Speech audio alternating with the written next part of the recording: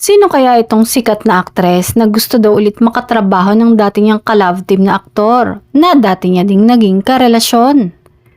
Inamin nga ng aktor na gusto niya ulit makatrabaho itong ex-girlfriend niya kung mapagbibigyan ng pagkakataon.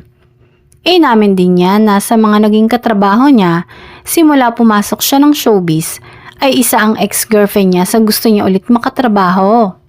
Aniya, hindi daw maarte si aktres kahit daw anong role ay tinatanggap niya at sinisikap niyang may portray ng maayos.